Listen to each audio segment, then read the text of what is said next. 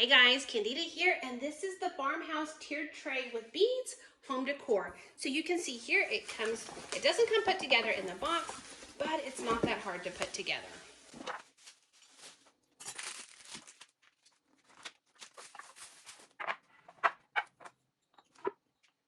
All we've got to do is line it up and screw it together.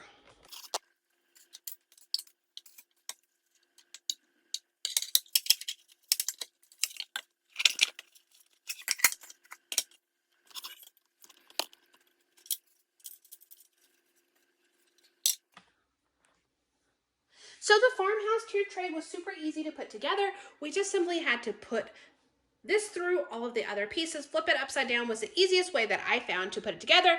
Put the washer on and screw it together. This is definitely a versatile piece in the fact that I can use it just simply as decor. I can change it up for different holidays, and or I can even display my baked goods such as cupcakes. So I love the fact that it's versatile and it just adds a touch of fun farmhouse to my kitchen. So I hope you found the review helpful.